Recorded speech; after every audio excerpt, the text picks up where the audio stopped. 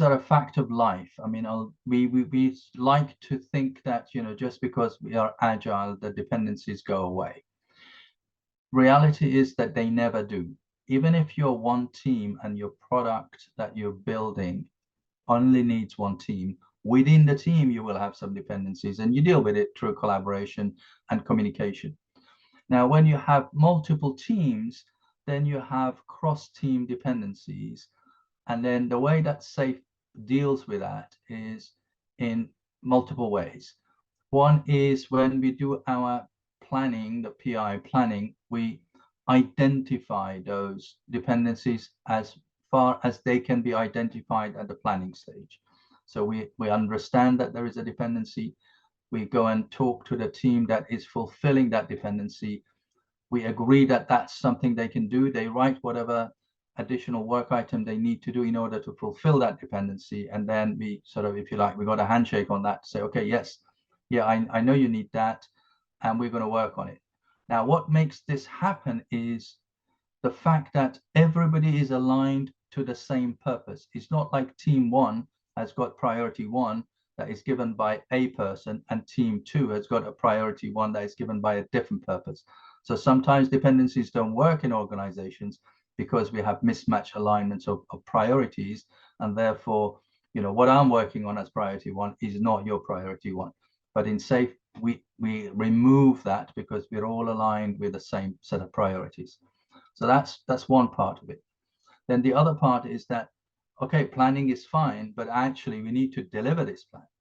Throughout the execution, we got the events to make sure that, we are progressing, and if the dependencies aren't fulfilled, we have the collaboration and the communication to make sure that we fulfill them. And if it turns out that they're not possible, in other words, we thought something is going to be done in week 2, but it's not going to be done until week 4. Now, either that has an impact on the goals and the outcomes that we said we're going to deliver. If it has an impact on that, then we make sure that that visibility is known throughout the organization. So there are no surprises at the end. If there isn't an impact, then that's something we can manage within the team of agile teams. So we coordinate, collaborate more regularly, see what we can do. Can we divert some capacity? In other words, take some work away from the team that is fulfilling the dependency. Can somebody else take that on and do it? So we look at options to make sure that we provide the right, if you like, tools to ensure that dependency is fulfilled. Now, if it cannot be fulfilled, as I mentioned earlier, again, we make that known to people so we know that what we know now means that it's going to be late.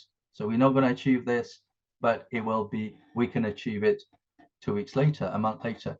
So that's what we do.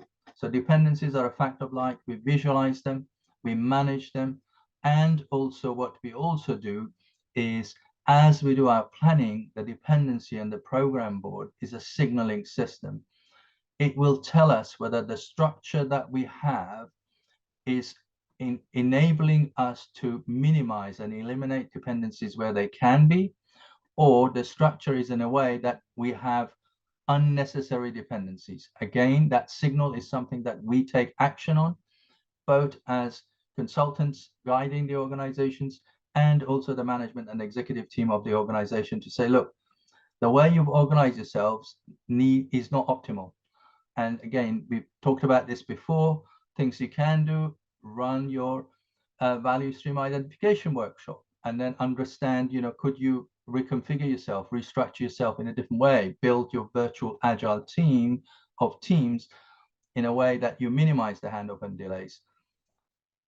And then, just keep measuring and acting on those signals.